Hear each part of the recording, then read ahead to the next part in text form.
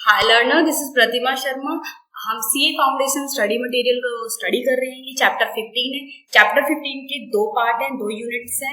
इस पहले पार्ट में आप सेंट्रल टेंडेंसी को दे रखा है, सेकंड पार्ट में आप डिस्पर्जन को पढ़ेंगे। सेंट्रल टेंडेंसी होती क्या है? सेंट्रल टेंडेंसी बेसिकली मेजर करते हैं हम तीन इंपॉर्टेंट टूल्स के साथ, जिसमें आता है आपका mean, mode and median. Okay, तीनों एम का यूज करके करते हो। इसकी अगर डेफिनेशन लैंग्वेज ऐसी होगी, the central tendency for a set of value together around the middle of this set generally measure by the mean and mode and median. वैसे आपके सेंट्रल टेंडेंसी के पूरे 5 टूल होते हैं, ठीक है। 5 टूल कुछ इस टाइप के होते हैं, और ये पिक्टोरियल रिप्रेजेंटेशन है वो आपको at the end of the session समझ में आ जाएगा।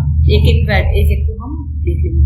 उसके बाद ये देखो, 5 मीन है। पहला अर्थमेटिक मीन, दूसरा median and mode, geometric mean and harmonic mean. Central tendency के जो मेजर्स होते हैं ना, इन 5 टूल के थ्रू आप मेजर कर सकते हो सेंट्रल टेंडेंसी को। और सेंट्रल टेंडेंसी की जो ये major of the central tendency, इसकी 2 क्लासिफिकेशन और होती है कुछ इस टाइप की। पहला आता है आपका पोजिशनल मेजर्स, ठीक है। दूसरा आता है आपका मैथमेटिकल मेजर,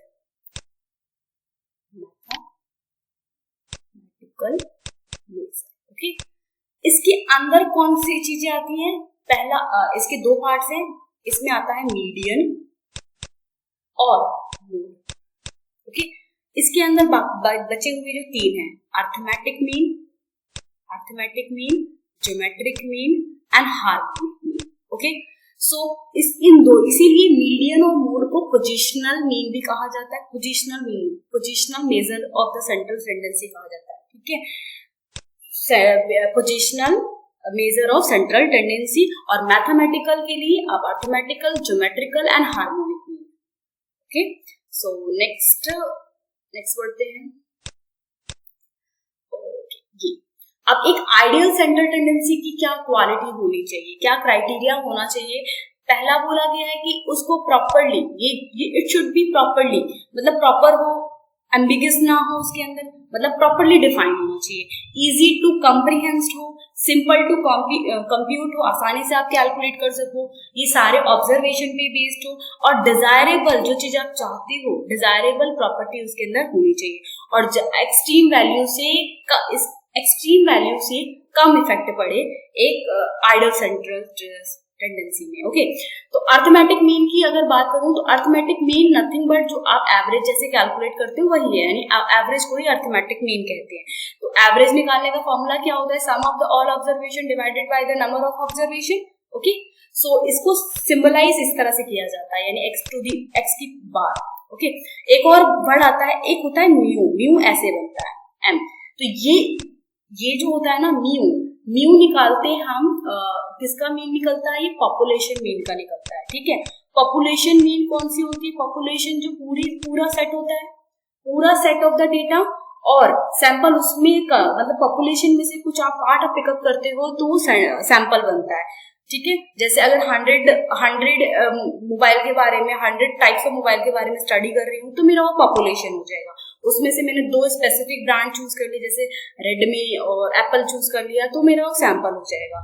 सैंपल मीन को म्यू से डिनोट किया जाता है, और सैंपल मीन नहीं, आपका सैंपल मीन का x की पावर बार से डिनोट किया जाता है। पॉपुलेशन मीन को म्यू से डिनोट किया जाता है। ये बात भी आप नोट डाउन कर लें। नेक्स्ट, और उसकी यही नॉर्मल से फॉर्मूले हैं जो आपने 10th में पढ़ा है निकालने का, एक बार इन्हें गो थ्रू कर लीजिएगा, ओके। सो नेक्स्ट, इसकी प्रॉपर्टीज जो बहुत ज्यादा इंपॉर्टेंट हो जाती है। प्रॉपर्टी क्या है? प्रॉपर्टी क्या होती है? पहली प्रॉपर्टी ये कहता है कि अगर observation assume by the variable, अगर वेरिएबल कांस्टेंट रहेगा तो आपका अर्थमेटिक मीन भी कांस्टेंट रहेगा।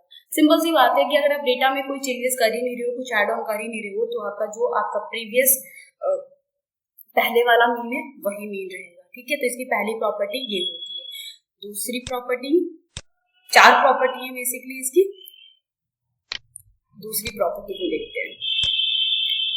दूसरी प्रॉपर्टी ये कहती है कि अगर आपका डाइविएशन हो रहा है, डाइविएशन का मतलब है चेंजेस, कि आपके डेटा में अगर जैसे मैंने ये लिया, मैंने 5, एक सेकेंड 10, अगर मैंने 5 लिया 10 लिया, तो इसके बीच में जो चेंजेस आ रहे हैं, जैसे पहले मैंने 5+ लिया, तो जो चेंजेस आ रहे हैं ना, जितना भी डाइविएशन है, डाइविएशन इसके बीच का जो डिफरेंस है, इसके डेटा के बीच का डिफरेंस है, मतलब आपके पास जो डेटा गिवन है उस डेटा के बीच में जो डिफरेंस है ना, अगर आप उसका सम निकालोगे तो उसका 0 आना चाहिए। मतलब डिफरेंस डेटा के विद इन में जो डिफरेंस है, अगर आप उसका सम निकालते हो तो 0 आना चाहिए। ये दोनों के लिए एप्लीकेबल है, अनक्लासिफाइड डेटा के लिए भी और ग्रुप फ्रीक्वेंसी के लिए भी। दूसरी प्रॉपर्टी ये कहता है कि जो अरिथमेटिक मीन है वो आपका चेंज ऑफ द ओरिजिन, मतलब दोनों से फर्क पड़ता है उसको, change of the origin of change of the scale. अभी change of the origin of change of the scale होता क्या है? चेंज ऑफ द ओरिजिन का मतलब है कि अगर आपने डेटा में कुछ भी ओरिजिन में, मतलब प्लस और माइनस, ओरिजिन में बेसिकली इंक्लूड होता है प्लस या माइनस, अगर आपने डेटा में कुछ भी प्लस किया कुछ भी माइनस किया तो आपका मीन अलग आ सकता है। ठीक है, change of the scale basically हम उसके अंदर मल्टीप्लाई एंड डिवाइड करते हैं। ठीक है, तो दोनों से इफेक्ट पड़ता है। स्केल में आप मल्टीप्लाई एंड डिवाइड करते हो और ओरिजिन में आप प्लस या माइनस करते हो। Hopefully clear. नेक्स्ट, ये इस थर्ड प्रॉपर्टी आपसे यही कहती है। फोर्थ प्रॉपर्टी बात करती है कंबाइंड मीन के बारे में। तो कंबाइंड मीन, आप जब आपके पास दो डेटा गिवन होती है, दो नंबर ऑफ ऑब्जर्वेशन है, उसके अलग अलग मीन दे रखा है, तो आप इस तरह से कंबाइंड मीन निकाल सकते हो। तो ये सिंपल सा कंबाइंड मीन निकालने का फॉर्मूला है। अगर मैं वेटेड मीन की बात करूं तो उसमें क्या होता है, देखो वेटेड मीन के लिए मैंने आप थोड़ा क्रक्स लिखा है, क्रक्स। वेटेड मीन की बात करूं तो वेटेड मीन्स में क्या होता है, जब आप वेटेड अरिथमेटिक मीन निकालते कैसे हो? वेटेड अरिथमेटिक मीन में जितने भी आपके पास डेटा गिवन होती है उसका आप रिलेटिव वैल्यू देते हो, फिर उसको मल्टीप्लाई किया जाता है, फिर आपका वेटेड अरिथमेटिक मीन निकाला होगा आपने। आगे वेटेड मीन का हम यूज क्यों करते हैं ये जान ले। ये क्यों यूज होता है? Construct the index number. अगर आप इंडेक्स नंबर बनाना चाहते हो तो वेटेड अरिथमेटिक मीन का वहां पे बहुत ज्यादा यूज होता है, मतलब इस टाइप की प्रॉब्लम के लिए यूज होता है। दूसरा, standardize birth and death rate के लिए भी हम वेटेड अरिथमेटिक मीन का यूज करते हैं। ओके, सो ये मीडियन की प्रॉपर्टी है जो हमें अभी थोड़ी देर बाद हम डिस्कस करेंगे। अब उससे पहले मैं बता दूं कि वही है कि यूज ऑफ द मीन का यूज कैसे, आप इंडेक्स नंबर को प्रिपेयर करने के लिए और बर्थ रेट वगैरह के लिए यूज करना। आगे एक और चीज है, अगर आप किसी भी सीरीज से मल्टीप्लाई डिवाइड ये करते हो तो अरिथमेटिक मीन का जो भी होता है उसके अंदर भी वही सेम कांस्टेंट से रिजल्ट पे इफेक्ट आता है। Okay, so next is median. Median क्या होता है? Median is the middle of the, जो डेटा का मिडल ऑफ द वैल्यू होती है। मीडियन निकालने के सबसे पहले क्या करते हैं, जो भी डेटा अगर आपके पास नॉर्मल डेटा गिवन है तो आप उसको आप असेंडिंग एंड डिसेंडिंग में लगा दो, आपकी इच्छा। उसके बाद उसकी जो मिडल वैल्यू जो होती है वो पिकअप कर ली जाती है। ओके, तो ये मीडियन है। मीडियन को पोजिशनल वैल्यू भी कहते हैं। वही मैंने आपको स्टार्टिंग में बताया था कि जो आपकी सेंट्रल टेंडेंसी है उसकी दो क्लासिफिकेशन हो जाती है, positional measure and arithmetical measure, इसीलिए इसको पोजिशनल वैल्यू भी कहा जाता है। तो सिंपल सा है मीडियन। आगे बढ़ते, ये नॉर्मल सा फॉर्मूला आपके पास स्क्रीन पे गिवन है, इसे आप चेकआउट कर लीजिएगा। आप इसमें यही बता रखा है कि जो आप इवन नंबर होता है उसको कैसे कैलकुलेट करते हो, ऑड नंबर को कैसे कैलकुलेट करते हो। ये एग्जाम्पल बहुत ही ज्यादा सिंपल है। अगर आप चाहते हैं एग्जाम्पल में वीडियो बना दूं तो मैं सेपरेट वीडियो ले आऊंगी। फिलहाल तो मेरा फोकस इसकी प्रॉपर्टी और इसकी डेफिनेशन पे है। पहला, अब अरिथमेटिक मीडियन की यहाँ पे दो प्रॉपर्टी समझा रखी है। पहली प्रॉपर्टी ये कह रहा है कि अगर आपके पास कोई एक्स और वाई वेरिएबल है जो इस स्लोप जैसा रिलेटेड है, ये स्लोप होती है ना, ये पूरी लाइन की स्लोप होती है। वाई मेरा यहाँ पे डिपेंडेंट वेरिएबल होता है, ये आपका डिपेंडेंट वेरिएबल होता है, और एक्स मेरा यहाँ पे इस इक्वेशन को मैं स्टडी करूँ तो मैं ये बता सकती हूँ कि जो वाई है मेरा वो क्या है, डिपेंडेंट वेरिएबल है, और x जो मेरा है वो इंडिपेंडेंट वेरिएबल है। मतलब x की वैल्यू में कुछ आप पुट करते हो तो y की रिजल्ट अलग आता है। ठीक है, और a मेरा क्या होता है, स्लोप ऑफ द लाइन होती है। स्लोप नहीं होता, माय बैड। a जो होता है कांस्टेंट होता है, और यहाँ पे जो b है ना वो स्लोप ऑफ द लाइन। ये स्लोप है और ये वाला जो है कांस्टेंट है, ये कांस्टेंट रहता है, कांस्टेंट। ओके, सो अगर आप किसी इसमें एग्जांपल के थ्रू यही समझा रखा है कि यहाँ पे एक्स वाई की वैल्यू दे रखी है तो वाई की वैल्यू, मतलब एक्स की वैल्यू दे रखी है तो वाई की वैल्यू क्या होगी, तो सिंपल सा है ये। नेक्स्ट प्रॉपर्टी क्या कहती है इसकी? ओके,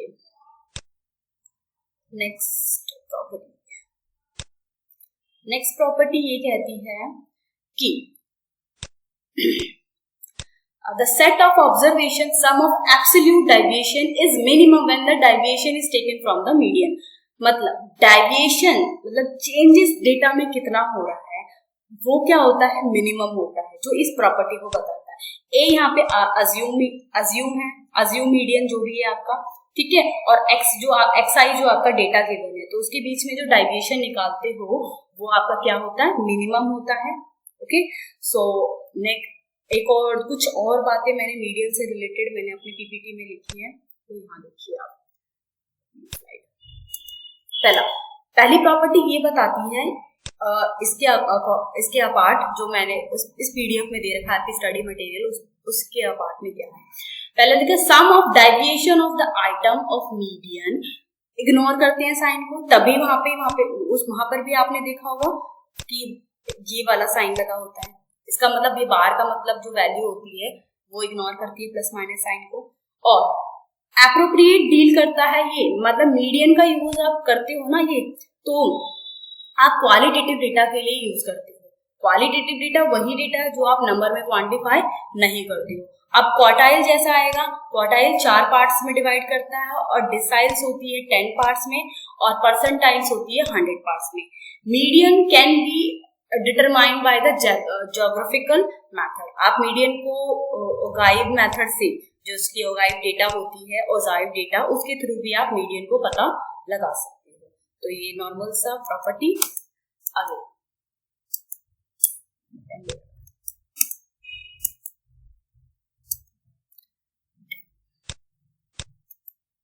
अब क्वार्टाइल क्या होता है, क्वार्टाइल के बारे में जानिए। नेक्स्ट आपका क्वार्टाइल टॉपिक है जो मैंने यहाँ पे क्रिप्स वे में लिख दिया है। क्वार्टाइल क्या होते हैं, इसके 4 पार्ट होते हैं, पर इसके अंदर 3 क्वार्टाइल्स ही होती है। इस क्वार्टाइल के 4 पार्ट होते हैं और इसके अंदर जो होती है कि 3 क्वार्टाइल होती है। 3 क्वार्टाइल कैसे होता है वो यहाँ समझिए।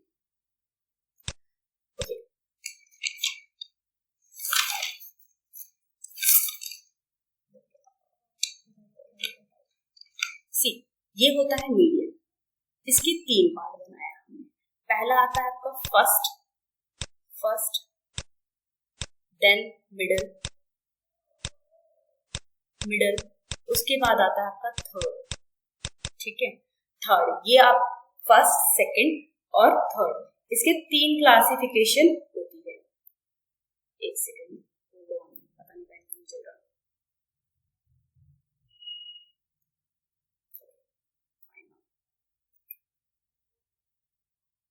फर्स्ट क्वार्टाइल कहते हैं इसको। ये मिडल क्वार्टाइल हो गया, मिडल क्वार्टाइल, और ये थर्ड क्वार्टाइल हो गया। फर्स्ट को कहा जाता है लोअर और मिडल को कहा जाता है सेकंड वाला, यानी सेकंड वाला बना है, ठीक है, और ये थर्ड वाला, इसको अपर कहते हैं। Upper, first, second, third, lower, middle and upper, lower, middle and upper, कुछ इस प्रकार का। अब फर्स्ट में कितना ये डेटा कवर करता है, 25%, और इसका जो सेकंड पार्ट होता है वो टोटल 50% डेटा कवर करता है, टोटल 50% डेटा। इसके अलग से 2 पार्ट बनते हैं, 50% डेटा कवर करता है। इसके जो 2 पार्ट्स होते हैं, पहला इसमें 25 वैल्यू, 25% एंड 25%, इसीलिए मिडल है। मतलब ये 4 पार्ट तो हैं, जो मिडल वाला पार्ट है ना वो दोनों को इंक्लूड करता है, ठीक है, और थर्ड इसका लास्ट वन जो 55% डेटा बचा। अगर मैं इंटर क्वार्टाइल रेंज निकालने की बात करूं तो इंटर क्वार्टाइल रेंज कैसे निकालते हैं, इंटर क्वार्टाइल रेंज निकलता है Q3 माइनस Q1, यानी आपका थर्ड क्वार्टाइल से माइनस करोगे फर्स्ट क्वार्टाइल का, तो ये आपका निकल जाता है इंटर क्वार्टाइल रेंज। अब इंटर क्वार्टाइल रेंज को मैंने यहाँ पे क्रिप्स वे में इसलिए लिखा कि वो आपकी स्टडी मटेरियल में बहुत कॉम्प्लिकेटेड वे में गिवन था। So next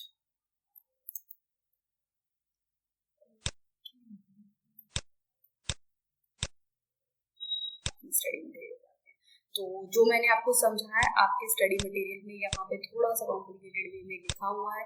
डिसाइल में 10 पार्ट आता है, परसेंटाइल में 100 पार्ट्स आते हैं और वही चीजें लिखी हुई है। ठीक है, तो आपका इस तरह मीडियन खत्म होता है। मीडियन के सम्स हैं जो बहुत ईजी हैं, जो आपको मैंने उगाई बताई थी, उसका लेस देन और ग्रेटर देन दोनों मेथड से यहाँ पे समझाया था। अब बात करते हैं मोड क्या होता है। मोड क्या होता है, जो मोस्टली अकर होता है, मतलब मोस्ट फैशनेबल वैल्यू, मैं इसे मोस्ट फैशनेबल वैल्यू कहती हूँ, जो डेटा में बार बार अकर करती है, वही आपके मोड होते हैं। अब मोड के भी कुछ ऐसे, जैसे अब वन मोड क्या होगा, वन मोड जो मतलब पूरे डेटा में एक ही मोड है, एक ही ऐसा वैल्यू है जो लगातार रिपीट हो रहा है। फॉर एग्जाम्पल मैं लिखूं 1 2 3 4 3, तो इसके अंदर इसका मोड क्या निकलेगा, सिंपल सा 3 निकलेगा, यही 3 रिपीटेड हो रहा है, तो इसे एक ही मोड होता है तो उसे कहते हैं यूनी मॉडल। जहां जिस डेटा में आपके एक ही मोड हो गए उसे कहेंगे यूनी मॉडल। और अगर आपके दो मोड आ जाए, दो मोड आ गया डेटा में, फॉर एग्जाम्पल मैंने लिखा 1 2 1 3 3 4, तो यहाँ पे दो मोड हो गए आपके, 1 हो गया और 3 हो गया, तो ये क्या हो गया, बाई मॉडल। ये क्या हो गया, बाई मॉडल। फिर इसी तरह ट्राई मॉडल भी होता है, जिसके अंदर मोड कितने हो जाते हैं, 3 हो जाते हैं, और एक होता और अनदर जिसमें कोई मोड नहीं, कोई ऐसा एग्जांपल जिसके अंदर मोड है ही नहीं, जैसे 1 लिखा 2 लिखा, नॉर्मल सी काउंटिंग लिख रही हूँ मैं 3 4 5, तो इसके अंदर मोड ही नहीं है, तो इसे हम क्या कहेंगे, इल डिफाइन, क्योंकि हम डिफाइन नहीं कर सकते मोड को, तो इल डिफाइन हो जाएगा ये। ठीक है, तो नॉर्मल सी प्रॉपर्टी बनती है मोड की। सो इसे भी नोट डाउन कर लें। नेक्स्ट यहाँ पे मोड का फॉर्मूला दे रखा है, जो आपने 10th क्लास में इसके बेसिस पे क्वेश्चन सॉल्व किए होंगे, और एक यहाँ पर होता है बहुत ज्यादा इंपॉर्टेंट वाला पार्ट, ये वो चीज होती है एम्पेरिकल रिलेशन। क्या होता है, तीनों अगर मीन मोड मीडियन की बात करूं तो ये एम्पेरिकल रिलेशन होती है। मीन में से मोड माइनस कर दो तो 2 ब्रैकेट यानी 3 मीन माइनस मीडियन होता है, तो ये एक एम्पेरिकल रिलेशन है, और इसको हम ऐसे भी रिप्रेजेंट करते हैं, इसके बेसिस पे फॉर्मूला बनता है आपका। ठीक है, इसके बेसिस पे क्वेश्चन बनते हैं कि mode equals to 3 median multiply minus 2 median, तो ये एम्पेरिकल रिलेशन है। ये एम्पेरिकल रिलेशन मतलब ये जो नॉर्मल डिस्ट्रीब्यूशन के बेस में किया जाता है। अब यहाँ पे देखो moderately skewed and positively skewed की बात करती है, यहाँ पर क्या है, मॉडरेट है, नॉर्मल है। ये वाला एम्पेरिकल रिलेशन मॉडर्न को बता रहा है, मॉडरेट है मतलब नॉर्मल डिस्ट्रीब्यूशन के। अगर मैं पॉजिटिवली स्क्यूड की बात करूँ तो वहाँ पे मीन ज्यादा हो जाता है, नेगेटिवली स्क्यूड की बात करूँ तो वहाँ पे मीडियन ज्यादा होता है। कल मैंने आपको एक डायग्राम, लास्ट वाले लेक्चर में आपको डायग्राम बताया था, कुछ इस टाइप का बनता है। ठीक है, तो यहाँ पर ये नॉर्मल है, तो यहाँ पे एम्पेरिकल रिलेशन बनेगा, यानी मीन माइनस मोड और 3 mean minus median. Okay, mean minus median, तो ये एम्पेरिकल रिलेशन बना। ओके, नेक्स्ट एक और, अगर मैं पॉजिटिवली स्क्यूड की बात करूं, पॉजिटिवली स्क्यूड में कुछ ये आपका जो बेल शेप होता है वो इस तरह जाता है, सॉरी गलत हो गया थोड़ा सा, ऐसे बनता है, कभी भी एक्स एक्सिस को टच नहीं करता, ये बात ध्यान रखना। जो बेल शेप होता है वो ज्यादा इधर, मतलब इसका वेट इधर ज्यादा रहेगा, तो ये क्या हो जाएगा, पॉजिटिवली स्क्यूड हो जाता है, जहां पर मीन आपका ग्रेटर है। ठीक है, अगर मैं नेगेटिवली स्क्यूड की बात करूं तो यहाँ पर मीडियन ज्यादा, सॉरी मीडियन नहीं, मोड ज्यादा हो जाता है। तो यहाँ पे क्या होता है, मोड ग्रेटर हो जाता है नेगेटिवली स्क्यूड में। पॉजिटिवली स्क्यूड में क्या होता है, मीन ज्यादा हो जाता है। पॉजिटिवली स्क्यूड में मीन और नेगेटिवली स्क्यूड में मोड ज्यादा होता है। अगर मैं मॉडरेट की बात करूं तो ये एम्पेरिकल रिलेशन होता है उनके बीच में, यानी mode equals to 3 median minus 2 mean. इसका फॉर्मूला अच्छे से याद कर लें, इसके बेस पे एमसीक्यूज बनते हैं और क्वेश्चंस भी आपको देखने को मिलेगा। सिंपल सा फॉर्मूला, 2 चीजें गिवन होंगी, आपको तीसरी निकालनी होगी। Okay, so done. हमारा 3 कॉन्सेप्ट क्लियर होता है, mean, mode and median. Next lecture में हम arithmetic mean, geometric mean, arithmetic mean, बाकी जो 3 बच गए हैं, यानी जो आपका अर्थमेटिक मीन और geometric mean and harmonic mean discuss करेंगे। नहीं, अर्थमेटिक मीन तो मैंने बता दिया आपको, बचा सिर्फ geometric mean and harmonic mean. तो ये दो हम डिस्कस करेंगे नेक्स्ट क्लास में। कोई भी डाउट हो तो आप कमेंट कर सकते हैं, मैं उसका जल्दी से जल्दी रिप्लाई देने की कोशिश करूंगी। Thank you so much for the watching class. Hi learner, this is Pratima Sharma. हम इस चैप्टर 15 पढ़ रहे हैं, सीए फाउंडेशन स्टडी मटेरियल का। ठीक है, हमने सेंट्रल टेंडेंसी को डिस्कस करना स्टार्ट किया था। मीन, मोड, मीडियन आपके पार्ट 1 में कंप्लीट हो चुके हैं। थोड़ा सा और कंपैरिजन है जो मैं इस लेक्चर में समझाऊंगी आपको। ठीक है, सो ये आपको चार्ट में ये भी हो चुका है आपका अर्थमेटिक मीन, इसकी प्रॉपर्टी, वेटेड मीन पढ़ चुके हैं, मीडियन की प्रॉपर्टी एंड मोड की प्रॉपर्टी भी पढ़ चुके हैं। अब हमारा 2 पार्ट बचता है, geometric mean and harmonic mean. Geometric mean and harmonic mean आपको मैंने बताया था, ये 2 चीजें जो मीन एंड मोड होता है, सॉरी मीडियन एंड मोड होता है आपकी पोजिशनल होती है, पोजिशनल मेजर्स होते हैं। And arithmetic mean and geometric mean and harmonic mean ये क्या होते हैं आपका मैथमेटिकल मेजर्स होते हैं। ठीक है, सो ये अगेन मैं रिपीट कर रही हूँ। नेक्स्ट ये मैंने आपको लास्ट वीडियो में आपको समझाया था। उसके बाद ये वाला पार्टीशन वैल्यू, पोजिशनल मीन क्या है, ये अदर पोजिशनल मीन की कैटेगरी में आ जाता है। ये decile, quartile and percentile, decile, quartile and percentile. 10 deciles होती हैं, इसके 10 पार्ट्स होते हैं, पर एक्चुअल में आपके 9 जो डिसाइल होती है वो 9 तक ही होती है, यानी D1 से लेके D2, D2, 3, D4, D5 यानी सो ऑन 9 तक होता है, पर इसके पार्ट 10 होते हैं। क्वार्टाइल की बात करूं तो इसके भी पार्ट जो आपके 4 होते हैं, पर इसके अंदर होता कितनी 3 ही क्वार्टाइल होती है आपकी, quartile 1, quartile 2 and quartile 3। Quartile 1 में आपके पास 25% का एरिया कवर होता है एंड क्वार्टाइल 2 में 50% एरिया कवर करता है ये, इसीलिए इसको मीडियन कह देते हैं। और ये जो क्वार्टाइल 3 है वो आपका रेस्ट 25% एरिया कवर करता है। ये एक एम्पिरिकल रिलेशन है इसके बीच में जो मैं लिख रही हूँ, यानी अगर मैं 25 परसेंटाइल की बात करूँ तो ये Q1 की वैल्यू के बराबर होगा, और P 50 की बात करूँ यानी परसेंटाइल 50 की बात करूँ तो ये Q2 के बराबर यानी क्वार्टाइल 2 के बराबर होगा, और जो इक्वल हो जाता है आपका मीडियन के। ठीक है, नेक्स्ट आता है आपके पास P75 यानी परसेंटाइल 75 की इक्वल होगा आपका Q3 के बीच में। तो ये इनके आपस में रिलेशंस होते हैं, तो इसको नोट डाउन कर लें। नेक्स्ट आगे हम डिस्कस करते हैं, हमारी आज की क्लास शुरू होनी थी harmonic mean, harmonic mean and geometric mean से, तो मैं आपको डायरेक्टली वहां लेके जाती हूँ। ये सारा हमने पिछली पार्ट में डिस्कस कर लिया है, इनके इम्पोर्टेंट कॉन्सेप्ट्स को। सो वेट अ सेकेंड। सो ये harmonic mean and geometric mean. Geometric mean होता क्या है? ज्योमेट्रिक मीन क्या करते हैं, जितने भी आपके पास n पॉजिटिव ऑब्जर्वेशन है, अगर उसका आप nth रूट कर देते हो तो आपका क्या निकलता है, ज्योमेट्रिक मीन। सपोज आपके पास A, B, C, अगर आपके पास 3 नंबर है तो इसका आप nth रूट कर दोगे, यानी A multiply B multiply by C, और ये आपके पास टोटल नंबर कितने हैं, यानी जो भी वैल्यू आएगी मल्टीप्लाई करके उसका क्यूब, आपका क्या आंसर निकलेगा उससे, ज्योमेट्रिक मीन। ओके, सो ज्योमेट्रिक मीन की प्रॉपर्टी देखें। इसकी प्रॉपर्टी कुछ खास नहीं है, पर प्रॉपर्टी से क्वेश्चन डायरेक्टली आ जाते हैं, तो आपको पता होना चाहिए। 4 प्रॉपर्टी है। प्रॉपर्टी की खासियत ये है कि प्रॉपर्टी में जितने भी क्वेश्चन बनते हैं वो आपके डायरेक्ट बनते हैं, सेम टू सेम जो लिखा है प्रॉपर्टी में लाइन टू लाइन आपसे पूछ लिए जाते हैं। ठीक है, तो logarithm G for the set of observation is the arithmetic mean of logarithm of observation, यानी जो आपका लॉगरिथम G है वो क्या हो जाता है, log x के बराबर हो जाता है। ठीक है, सो आगे अगला प्रॉपर्टी यही है, आपने जितनी भी सेंट्रल टेंडेंसी देखी है उसमें यही प्रॉपर्टी रिपीट हो रही है कि अगर आपका वेरिएबल कांस्टेंट है तो जो भी आप निकाल रहे हो, यानी जो भी आप सेंट्रल टेंडेंसी का मेजर टू निकाल रहे हो, यानी अगर मैं ज्योमेट्रिक मीन निकाल रही हूँ, अगर उसका वेरिएबल कांस्टेंट है तो ज्योमेट्रिक मीन भी कांस्टेंट होगा for the value of k। ठीक है, और अगर मैं ज्योमेट्रिक मीन का प्रोडक्ट निकाल रही हूँ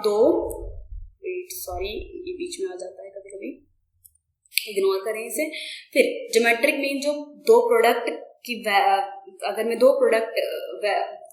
वेरिएबल है, अगर उसका मैं ज्योमेट्रिक मीन निकालूं यानी z की वैल्यू निकालूं यानी z की वैल्यू निकालूं, z इक्वल्स टू xy है, तो अगर x और y का भी मेरे को x का भी ज्योमेट्रिक मीन निकालना पड़ेगा और y का भी ज्योमेट्रिक मीन निकालना पड़ेगा। तो इस तरह से आपका geometric mean of the z equal होगा geometric mean x and geometric mean y के।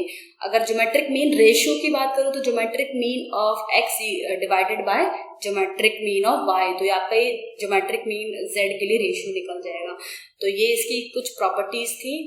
नेक्स्ट हम डिस्कस करते हैं हार्मोनिक मीन। हार्मोनिक मीन होता क्या है और उसके यूजेस क्या है। ठीक है, मैं आपको लास्ट में सबके यूजेस बता दूंगी, आप उसे नोट डाउन कर लीजिएगा।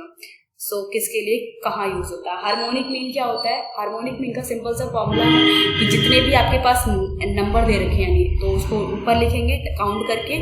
अगर सपोज x1 है प्लस x2 है तो ये कुछ नंबर है, तो इसका भी रेसिप्रोकल होता है। हार्मोनिक मीन की डेफिनेशन यही होती है कि ये रेसिप्रोकल करता है अर्थमेटिक मीन और उसकी इंडिविजुअल वैल्यू को भी रेसिप्रोकल करता है। इसकी प्रॉपर्टी ये कहती है कि वही सेम चीज की अगर वेरिएबल कांस्टेंट है के लिए तो हार्मोनिक मीन भी कांस्टेंट हो जाएगा, ठीक है। और उसके बाद अगर आपके पास दो ग्रुप हैं यानी n1 और n2 दे रखा है तो आप उसका हार्मोनिक मीन कंबाइन मीन की तरह, जैसे आप कंबाइन मीन निकालते हो तो वैसे ही सेम आप कंबाइन हार्मोनिक मीन भी निकाल सकते हो। तो ये कुछ बातें थी इस चैप्टर में जो बच गई थी, आपको मैं लास्ट में ये पूरा सेंट्रल टेंडेंसी के 5 टूल्स मैंने आपको बता दिए। अब आइए हम डिस्कस करते हैं कुछ और पॉइंट के जो इम्पोर्टेंट हैं, जो मैंने क्रक्स के थ्रू लिखे हैं, ठीक है। ये अभी एक सेकेंड, ठीक है। ये हमने क्लास में डिस्कस कर लिया था, ये भी मैंने आपको बताया था। आपने आगे रिलेशनशिप जानते हैं मीन मोड मीडियन की, ये लास्ट का क्रक्स है जो भी आपने बनाया है, ठीक है। रिलेशनशिप क्या है? मीन मीडियन एंड मोड की। ये रिलेशनशिप जब भी बता रहा है, अब ये डिपेंड करता है कि आपका डिस्ट्रीब्यूशन कैसा है। डिस्ट्रीब्यूशन का मतलब है कि आप किस टाइप का जो नंबर है वो सिमेट्रिकली डिस्ट्रीब्यूटेड है या एसिमेट्रिकल है। अगर सिमेट्रिकल है तो मीन मोड मीडियन आपस में इक्वल होंगे और सेम मैथमेटिकल वैल्यू भी आएगी। मतलब अगर आप सेम मैथमेटिकल वैल्यू लें, सेम मैथमेटिकल वैल्यू लिया मैंने, तो ये आपस में इक्वल आएगा। ये मैंने आपको बताया। नेगेटिवली स्क्यूड में क्या होता है? मोड आपका ज्यादा होता है। नेगेटिवली स्क्यूड का कुछ इस टाइप का डायग्राम बनता है। ये पॉजिटिव है तो ये बेल शेप इधर जाती है, ठीक है। नेगेटिवली स्क्यूड आ जाता है। अगर मैं पॉजिटिवली स्क्यूड की बात करूं तो ये आपका बेल जो होता है कुछ इस तरह बनता है, यानी इसका वेटेज इधर ज्यादा होता है, यानी पॉजिटिवली स्क्यूड। पॉजिटिवली स्क्यूड में आपका मीन ग्रेटर होता है, ठीक है। और इनका एम्पिरिकल रिलेशंस क्या होता है कि मोड जो है वो इक्वल होता है 3 मीडियन माइनस 2 मीन के, ठीक है। ये आपके जो स्टडी मटेरियल है उसमें भी सेम चीज गिवन है। ये मेरी बुक से मैंने आपको स्क्रीनशॉट लिया है, ठीक है। नेक्स्ट आगे कंपैरिजन अगर मैं देखूं इनके बीच में, यानी मीन मोड मीडियन के कंपैरिजन देखूं तो mean and median are certain value होती है, एक सर्टेन वैल्यू होती है। बट मोड का कोई सर्टेन वैल्यू नहीं होता है, ना ही इतना प्रिसाइज होता है, ओके। नेक्स्ट अगर मैं कैलकुलेशन की बात करूं तो जो मोड है वो आपका ज्यादा टफ होता है as compare to mean and median के, ठीक है। अगर आपको एक कंटिन्यूस सीरीज में गिवन हो तो ये मोड ज्यादा टफ हो जाता है कैलकुलेट करना। मीन जो होती है बेस कर सारे जितने भी आपके आइटम गिवन है, यानी आइटम सीरीज वो गिवन है उस पर बेस्ड होता है। बट मीडियन एंड मोड वो आपके ऑल आइटम्स पर बेस्ड नहीं होता। अल्जेब्रिक ट्रीटमेंट आप करना चाहते हो तो आप वो सिर्फ मीन के हेल्प से हो सकता है, मीडियन एंड मोड के हेल्प से नहीं हो सकता। मोड जो है अफेक्ट नहीं करता ज्यादा एक्सट्रीम वैल्यू से, और मोड को ओरिजिन और स्केल से भी फर्क नहीं पड़ता, यानी change of origin change of scale in term bar bar line में आती है प्रॉपर्टीज में। मैंने आपको बताया है कि चेंज ऑफ द ओरिजिन का मतलब है अगर आप प्लस या माइनस कर रहे हो आइटम में, उससे आपका जो आप कैलकुलेशन कर रहे हो यानी मोड कैलकुलेट कर रहे हो उस पर कोई फर्क नहीं आ रहा, तो यानी मोड का फर्क चेंज ऑफ द ओरिजिन पे नहीं है। अब चेंज ऑफ द स्केल की बात करूं, स्केल में होता है multiply and divide, multiplied and divide. अगर आप मल्टीप्लाई डिवाइड करने से फर्क पड़ रहा है तो यानी जो आप निकाल रहे हो, जो कैलकुलेट कर रहे हो वो इफेक्ट हो रहा है स्केल से। तो change of the scale and change of the origin, मतलब मोड को इन दोनों से फर्क नहीं पड़ता, ओके। नेक्स्ट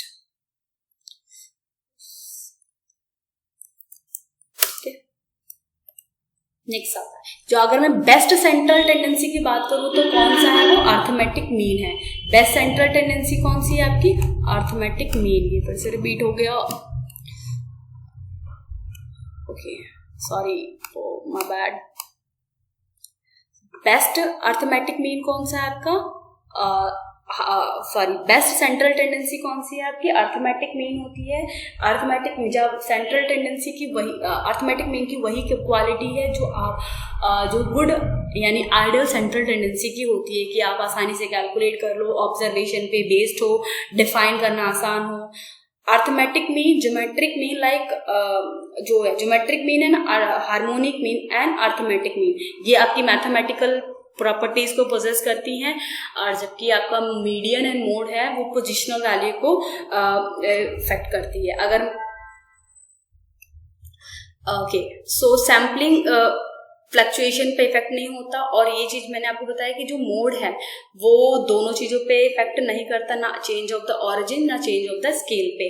अर्थमेटिक मीन जो सूटेबल नहीं होता क्वालिटेटिव डेटा के लिए, एंड ये अगर आप ओपन सीरीज में कैलकुलेट कर रहे हो तो ये पॉसिबल नहीं होगा कि आप अर्थमेटिक मीन निकाल सको, और ये ग्राफिकली अभी इसको कैलकुलेट नहीं किया जा सकता।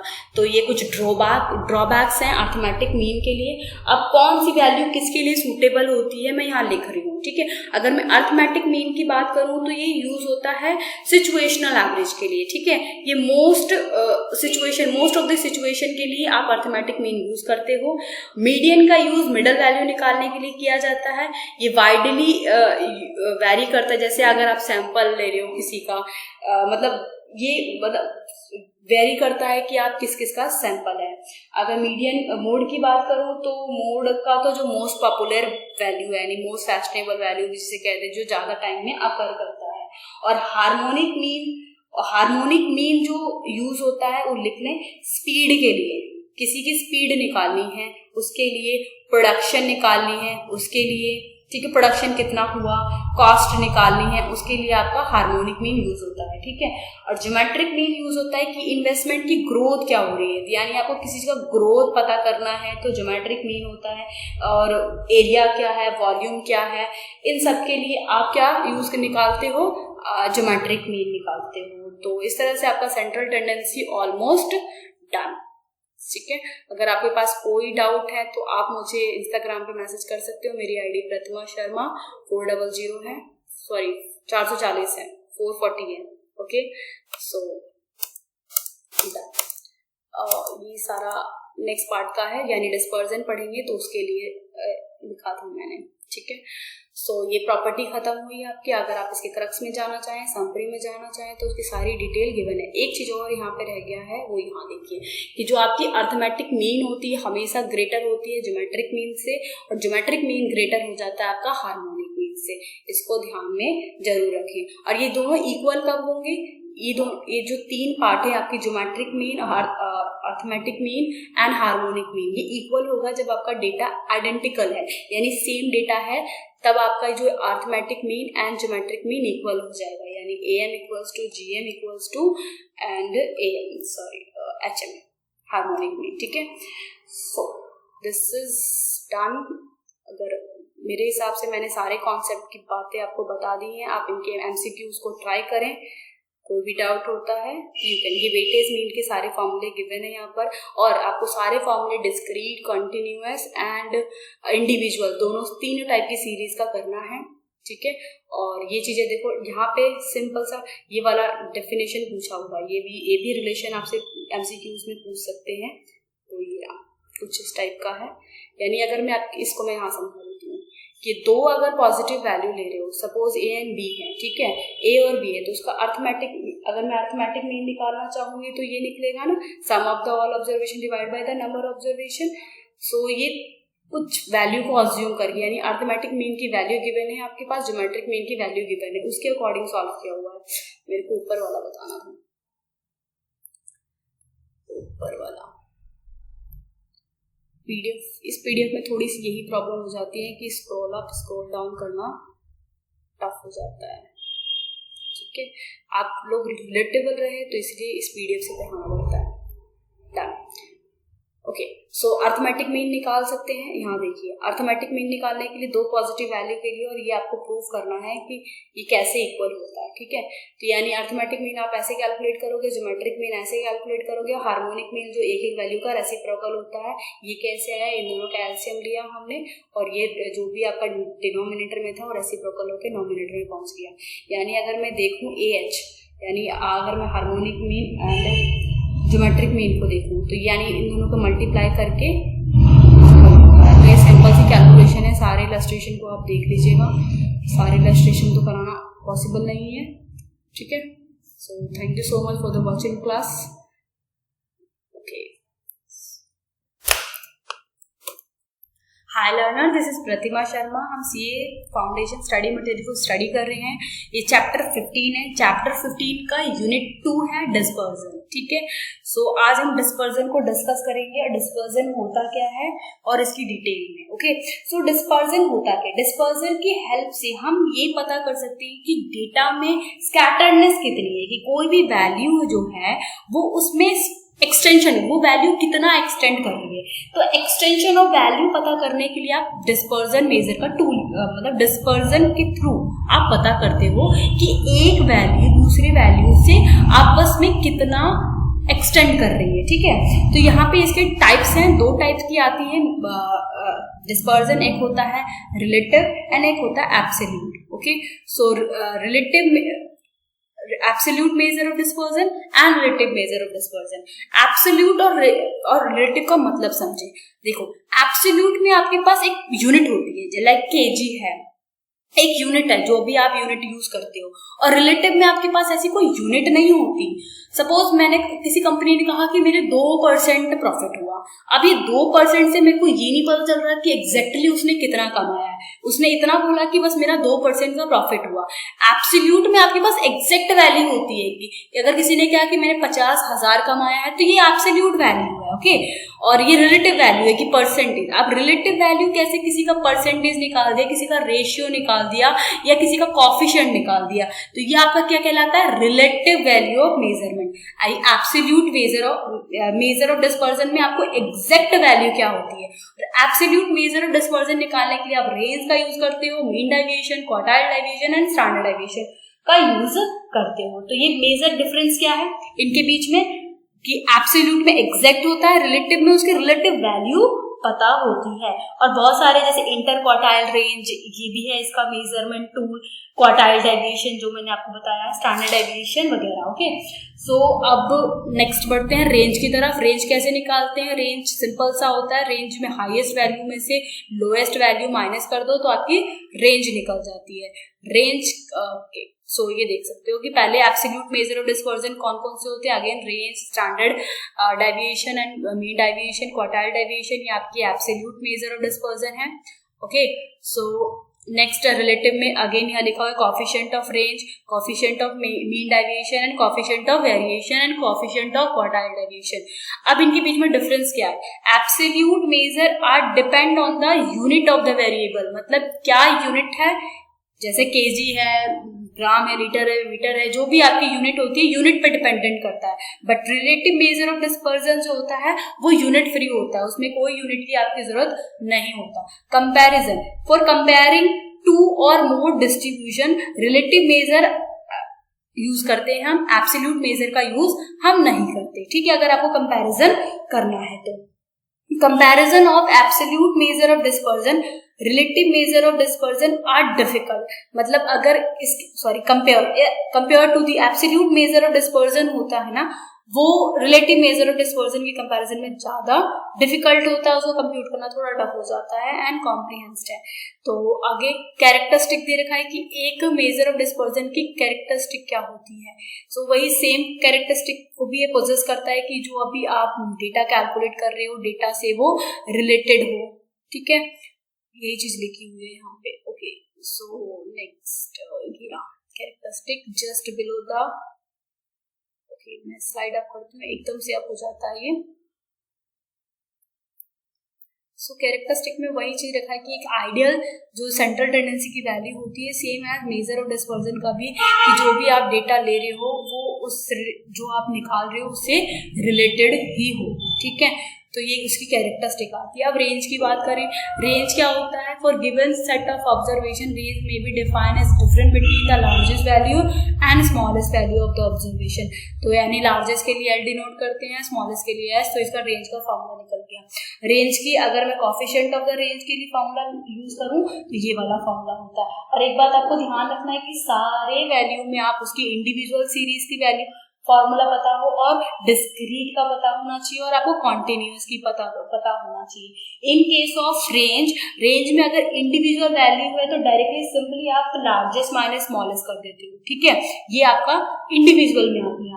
अगर मैं डिस्क्रीट की बात करूँ तो डिस्क्रीट में भी सेम ही होता है, मतलब इस रेंज के केस में तो तीनों में सेम होता है, आपका डिस्क्रीट में भी सेम हो जाता है और इंडिविजुअल में भी हो जाता है और कॉन्टिन्यूस में। पर कॉन्टिन्यूस की कंडीशन क्या होती है कि जो भी आपको डेटा गिवन है एक्सक्लूसिव डिस्ट्रीब्यूशन में गिवन होगा तो आपको कन्वर्ट करना पड़ेगा उसको, सॉरी अगर इंक्लूसिव में है तो एक्सक्लूसिव में आपको कन्वर्ट करना ही पड़ेगा। अगर एक्सक्लूसिव में ही आप रेंज को कैलकुलेट कर सकती हो एक्सक्लूसिव वैल्यू में, ओके। सो ये रेंज के लिए कुछ बातें ध्यान में रखनी पड़ती है। और यहाँ पे एक चीज और रखा है कि रेंज जो है चेंज ऑफ द ओरिजिन से इफेक्ट नहीं होता, बट उससे होता है, क्या कहते हैं, स्केल से होता है। स्केल में वही चीज है ना, आप मल्टीप्लाई डिवाइड करते हो तो स्केल से रेंज में फर्क पड़ता है, पर अगर आप उसमें प्लस माइनस कर रहे हो तो वो रेंज पे फर्क नहीं पड़ता। तो ये रेंज की कुछ कैरेक्टरिस्टिक्स जो आपको पता होनी चाहिए। नेक्स्ट करते हैं हम, नेक्स्ट क्या है, मीन डेविएशन और स्टैंडर्ड डेविएशन में आपको एक साथ कराऊंगी मैं, डायरेक्टली आपको क्वार्टाइल पे लेके जा रही हूँ। इंटर क्वार्टाइल रेंज जो क्वार्टाइल रेंज होती है उसकी वैल्यू पे लेके जा रही हूँ। हमें आपको मीन बताती है क्वार्टाइल डेविएशन। क्वार्टाइल डेविएशन क्या होता है? क्वार्टाइल डेविएशन आपको क्या बताता है कि बेसिकली क्वार्टाइल के तीन, मतलब दो पार्ट भी कह सकते हो, सेमी इंटर क्वार्टाइल रेंज होता है और इसी को क्वार्टाइल डेविएशन कह देते हैं, okay. So quartile deviation, okay, quartile deviation आपको ये बताता है कि इसके दो तरीके होते हैं। एक तो होता है इंटर क्वार्टाइल रेंज। वो इंटर क्वार्टाइल रेंज कैसे निकालते हैं? सिंपली उसको डिनोट आप inter quartile range of Q3 minus Q1, Q3 minus Q1 को अगर वैल्यू को जो डिफरेंस है वो आपका इंटर क्वार्टाइल रेंज कहलाता है, ठीक है। और इसी Q3 को क्या कहते हैं हम? अपर क्वार्टाइल, और Q1 को क्या कहते हैं? Lower quartile. और Q3 की वैल्यू ऑलमोस्ट 50% डेटा को रखता है ये, और Q1 में आपके 25% डेटा आता है सीरीज का, ओके। सो नेक्स्ट आपका इसी को नेक्स्ट आता है आपका कोएफिशिएंट ऑफ क्वार्टाइल डेविएशन से पहले ये सेमी क्वार्टाइल रेंज क्या होता है? सेमी क्वार्टाइल रेंज जब आप Q3 माइनस Q1 करते हो और उसका डिवाइड करते हो 2 से, तो आपका ये क्वार्टाइल डेविएशन निकल जाता है, ठीक है। जो आप सिंपली Q3 माइनस Q1 करोगे तो इंटर क्वार्टाइल रेंज निकलेगा। इंटर क्वार्टाइल रेंज अगर आप इसको डिवाइड कर देते हो 2 से तो क्वार्टाइल डेविएशन निकल जाता है। डेविएशन का सिंपली मीन कि कितना चेंज हो रहा है, ओके। और इसका कोएफिशिएंट का फॉर्मूला ये होता है, ठीक है। तो सिंपल। अब आपको इंटरेस्टिंग रिलेशनशिप बताती हूँ कि क्वार्टाइल डेविएशन और इनके बीच में इंटरेस्टिंग रिलेशनशिप क्या होता है। क्वार्टाइल डेविएशन इक्वल होता है median minus lower quartile. Lower quartile का मतलब क्या हुआ कि Q1, ठीक है, लोअर क्वार्टाइल का, और क्वार्टाइल डेविएशन इक्वल होता है अपर क्वार्टाइल। अपर क्वार्टाइल यानी Q3 की बात हो रही है यहाँ पे, Q3 माइनस मीडियन। तो ये एक रिलेशन है जो शायद इसके ऊपर घुमा के आपसे एमसीक्यूज पूछ सकते हैं, ठीक है। सो नेक्स्ट हम बात करते हैं मीडियन डेविएशन। देखो मेजर और डिस्पर्जन में आपके पास ज्यादा कुछ पढ़ने के लिए नहीं है, आपको मीडियन की जो मीडियन डेविएशन, मीडियन का प्रॉपर्टी पता होना चाहिए, स्टैंडर्ड डेविएशन की प्रॉपर्टी पता होना चाहिए, और क्वार्टाइल के पास फॉर्मूले कि डिस्क्रीट में क्या है, कॉन्टिन्यूस में क्या है। इस पूरे पीडीएफ में आपको हर एक डिस्क्रीट, कॉन्टिन्यूस एंड इंडिविजुअल की वैल्यू फॉर्मूले गिवन है जो आपको पूरा थरली रीड करके नोट डाउन करना है और उसके क्वेश्चंस को प्रैक्टिस करने हैं, ठीक है। तो मैं डायरेक्टली आपको मीन डेविएशन और स्टैंडर्ड डेविएशन के जो बीच में डिफरेंस होता है उसके ऊपर लेके जा रही हूँ। पीडीएफ में थोड़ा सा प्रॉब्लम करता है ना ऊपर नीचे करने में। तो ये क्या है, ये जो मैंने आपको स्क्रीन पे देख रहे हो ये प्रॉपर्टी है मीन डेविएशन की।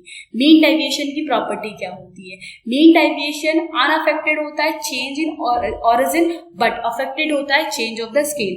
तो आप समझ चुके होंगे कि ओरिजिन का मतलब यही कि प्लस माइनस पे मीन डेविएशन पे कोई फर्क नहीं पड़ता, पर जब आप मल्टीप्लाई एंड डिवाइड करते हो तो मीन डेविएशन पे फर्क पड़ता है, ठीक है। It's take minimum value when deviation are taken from median, तो ये मिनिमम वैल्यू को लेता है। It is based on the all observation of the series, okay. It is not much affected by extreme value, मतलब आपके बड़े और छोटे वैल्यू से ज्यादा इसको फर्क नहीं पड़ता। It is not an algebraic method as the plus minus sign are ignored. अगर आप इस मीन डेविएशन को कैलकुलेट कर रहे हो तो आपकी वैल्यू नेगेटिव या पॉजिटिव आ रही है तो उसको आपको इग्नोर करना होता है, सिंपली बार, इसीलिए हर एक फॉर्मूले में बार का यूज किया जाता है ताकि आप प्लस माइनस की वैल्यू को इग्नोर कर सके। It can not calculate open ended series, open ended series को भी कैलकुलेट नहीं कर सकता, ठीक है। नेक्स्ट प्रॉपर्टी आती है आपकी, नेक्स्ट प्रॉपर्टी आती है, ओके। सो ये स्टैंडर्ड डेविएशन का है। स्टैंडर्ड डेविएशन के बारे में कंबाइंड मीन का फॉर्मूला गिवन है, जो आपके स्टडी मटेरियल में भी सेम यही फॉर्मूला गिवन है, ओके। तो स्टैंडर्ड डेविएशन की प्रॉपर्टी बहुत सारी है और बहुत ज्यादा इंपॉर्टेंट होता है इसको पढ़ना, ठीक है। Standard deviation is the most popular measure of the dispersion. पहली प्रॉपर्टी ये कहती है it is not affected by the change in origin but affected by the scale, okay. तो distribution with lesser coefficient of variation so the greater consistency, homogeneity and uniformity, मतलब जितना कम अगर आपका coefficient निकल रहा है तो ये बताता है कि डेटा आपका कितना कंसिस्ट है, कंसिस्टेंसी क्या है आपके डेटा में, कितना कंसिस्ट है आपका data. Next, okay, next third part बचता है इसका, एक और स्लाइड है, वेट और सेकेंड, ये पढ़ा हमने, ये पढ़ा, ओके। नेक्स्ट आता है कि वेयर द डिस्ट्रीब्यूशन, हाँ ग्रेटर, उसी चीज को आगे कंटिन्यू किया हुआ है, ओके। सो ज्यादा वेरिएशन होगा तो स्कैटर मोर को बताएगा। फॉर 2 और more group it is possible to measure the combined of standard deviation, तो कंबाइंड स्टैंडर्ड डेविएशन निकाल सकते हो अगर आपके पास डेटा 2 से ज्यादा ग्रुप्स में है। इससे पिछली वाली स्लाइड में आपने देखा था कि कंबाइंड स्टैंडर्ड डेविएशन का ही फॉर्मूला था। It is based on the all value of series, तो स्टैंडर्ड डेविएशन सारे वैल्यूज को कंसिडर करता है। It is an exact and define the major of dispersion, तभी इसको सबसे ज्यादा पॉपुलर है ये, ओके। सबसे ज्यादा पॉपुलर इसीलिए आ जाता है, वेट सॉरी बार बार चला जाता है, okay okay. Next, it is a least affected by the fluctuation in the sampling because sample are based on the all value of series. So ये इस पे ज्यादा फर्क नहीं पड़ता कि आपके सैंपल में क्या फ्लक्चुएशन होगी, क्योंकि आपने सैंपल से उठा के इसको स्टैंडर्ड डेविएशन निकाला है। It is suitable for further algebraic treatment, पर मीन डेविएशन में आप फर्दर अल्जेब्रिक ट्रीटमेंट नहीं कर सकते। It is difficult to calculate as compare to other measure of dispersion, जैसे रेंज हो गया, क्वार्टाइल हो गया, ये सब की कंपैरिजन में आपका स्टैंडर्ड डेविएशन टफ हो जाता है। It is unduly affected by extreme value and it is based on the all item, okay. It can not be use to compare 2 series express in different 3 unit, जो भी आपके अगर same unit होनी चाहिए, 2 unit तक तो ठीक है, अगर आपकी ज्यादा यूनिट होगी तो आप इसको यूज नहीं कर सकते, स्टैंडर्ड डेविएशन को यूज नहीं कर सकते। सो अपने पीडीएफ पे आते हैं, इसमें आपको यही चीजें प्रॉपर्टी को डिफाइन किया हुआ है, तो आपके लिए पास ज्यादा कुछ नहीं है डिस्पर्जन के बारे में पढ़ने के लिए, बट ये सारे फॉर्मूले जो आपको गिवन है डिस्क्रीट, कॉन्टिन्यूअस और इंडिविजुअल की, वो आपके लिए इंपॉर्टेंट हो जाते हैं। नीचे ये एमसीक्यूज हो गए और समरी है, समरी में वही जो चीजें हमने पढ़ा इसकी समरी भी छोटी है। तो डिस्पर्जन काफी इजी चैप्टर है। डिस्पर्जन का नथिंग बट ये स्कैटरनेस बताता है कि वैल्यू आपस में कितनी मतलब वैल्यू पे कितना फर्क पड़ता है। ये बेल डायग्राम जो मैं बार बार बनाती हूँ, हर पीडीएफ में बनाती हूँ कि ये बेल डायग्राम में मतलब आपस में वैल्यू कितना एक दूसरे से सेपरेट हो रही है, एक्सटेंड हो रही है। तो major of dispersion I hope कि क्लियर हो गया होगा। Give good reading of these PDF, आप इसको अच्छे से पढ़ें और अगर कोई डाउट है तो you can comment on below section. Thank you so much for the watching.